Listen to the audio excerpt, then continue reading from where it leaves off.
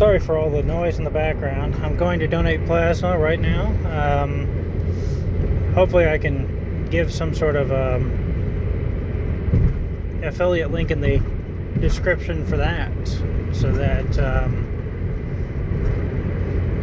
you can get some extra money. I think the deal was that you get an extra $5 and I get some extra money from donating plasma. If you use my link, then you can after using my link, you can go ahead and have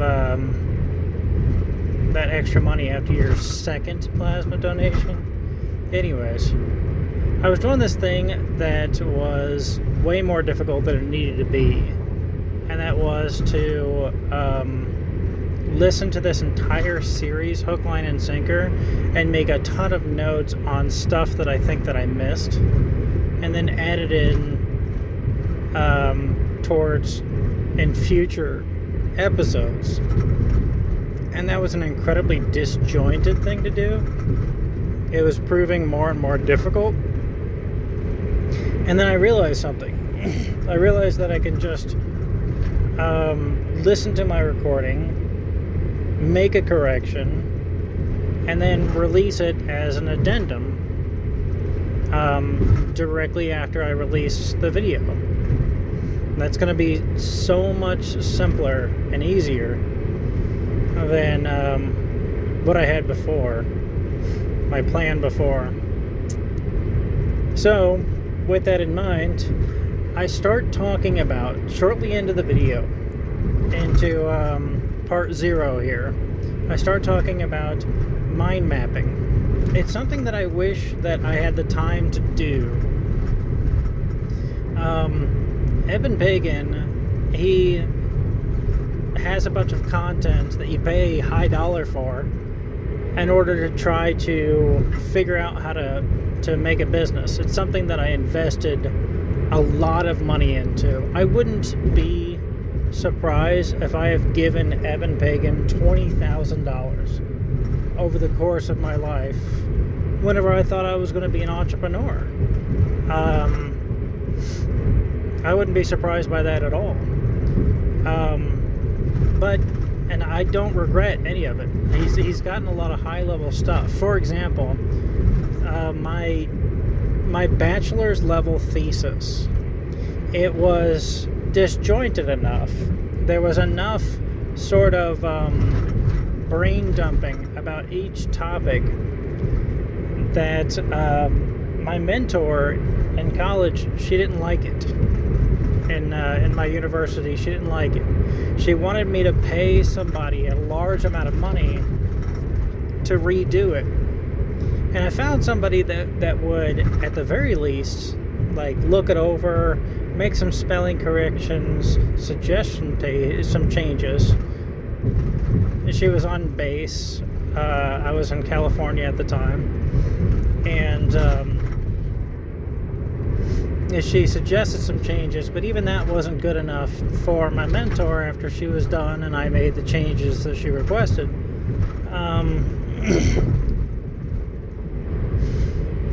There was some sort of educational center on base, and she was working in the educational center, so it wasn't like a random service member or something.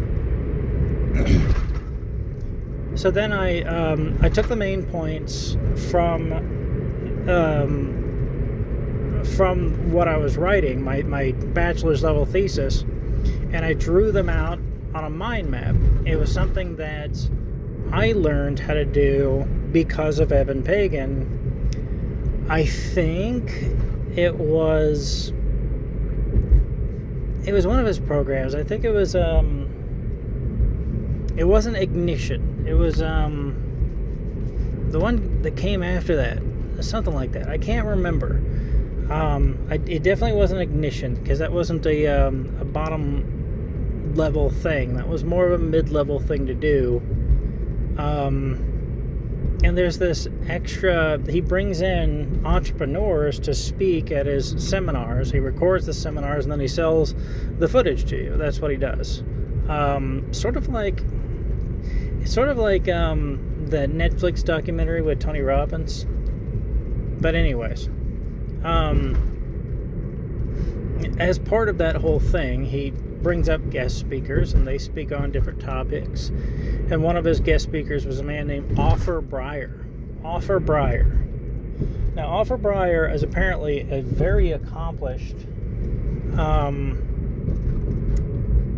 He's apparently a very accomplished author who has made a great many different books, and he has this entire philosophy about how he does it. He finds through one means or another something that people are searching quite often. They're wanting to know what it is, and then he looks to see if anybody's addressing these concerns, and if he doesn't think that there's too much competition in the market, then he'll begin to learn about that topic in order to teach that topic. And what he does is he asks three main questions. I think he always starts with three main questions about that topic, with the three big business niches. The three big business niches being money, trying to sell stuff that promises that make other people more money, relationships, things that are there that will that promise to improve relationships, and I can't remember the third one. I think it's just health and wellness. Although there's some overlap, with the second one and the third one. A lot of times people buy health and wellness products because they want to be more attractive to the people that they're attracted to. But either way,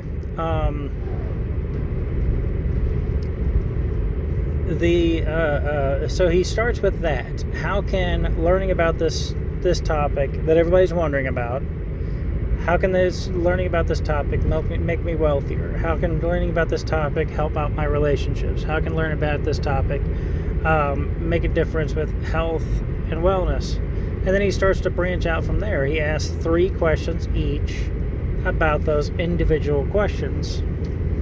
And then he asks three questions about those questions, and three questions about those questions. And he just keeps doing that until he's got 108 different topics, and he found a way to modify the headers, the subheaders, the subheaders in Microsoft Word to make it so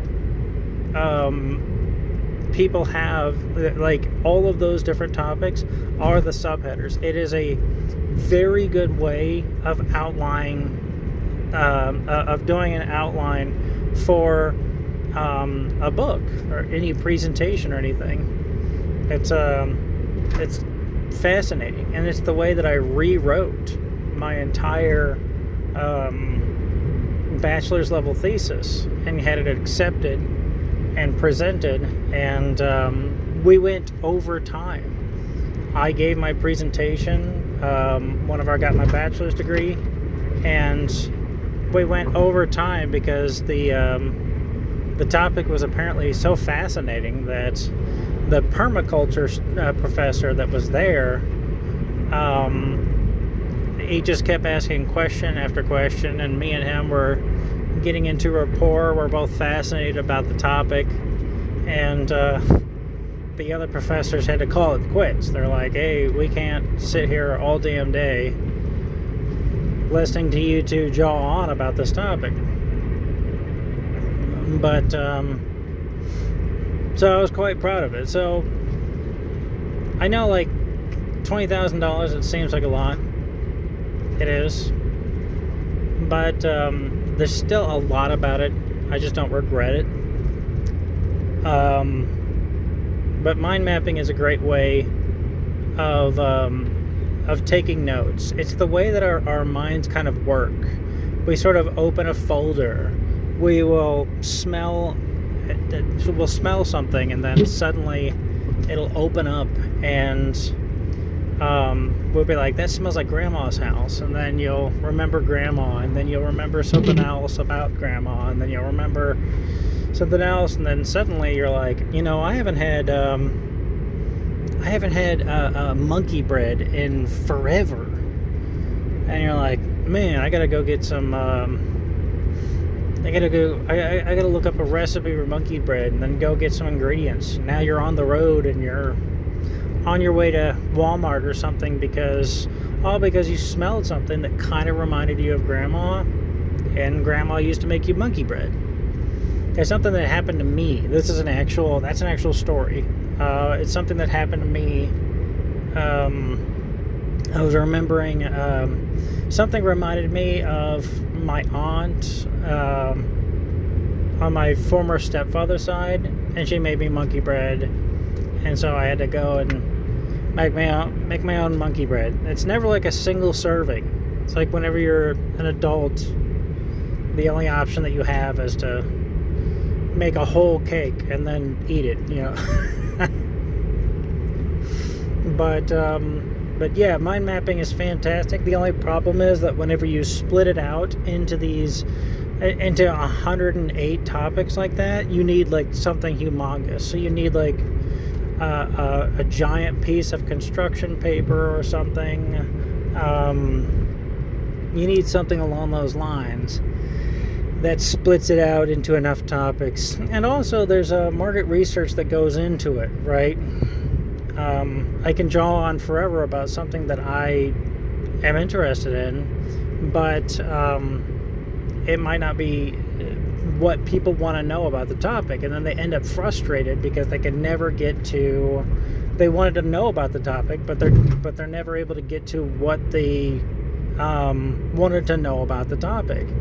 It's like, okay, he's talking about this, that, and the other, and he's not talking about what I wanted to talk about. And so, so it involves some sort of market research to begin with to see if people even wonder about this topic. It involves searching for what people search for whenever they search for that topic. It involves stuff like that, and I don't even know where to start with that. I have no idea where to find somewhere. I've tried to figure out Google Trends before to see what people Google, and it's usually whatever the hell is the current event. As of recording, the most recent event was a solar eclipse, so people are probably Googling a lot about the solar eclipse, and that's not a businessable opportunity, but yeah, I have no idea how to do those searches to try to search volume for different terms. I have no idea how to delineate those searches based off of the main term that they're searching for, the main keyword. I don't know how to do any of that. It's too much to ask, and I don't have like an infinite supply of gigantic pieces of cardboard either, and markers or whatever to fiddle with it. But I wish that I had it. I wish I had it, because then this whole Jarhead review would be a hell of a lot nicer for you. It'd be a hell of a lot more concise and everything.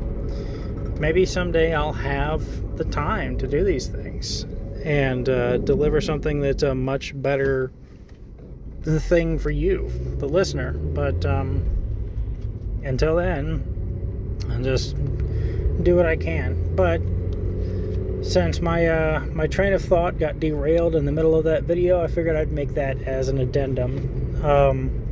Fill out that missing information that I began talking about with mind maps, and then move on from there. So hopefully that's everything. Hopefully I didn't miss anything else, and if I didn't miss anything else, that'll be the end of this addendum.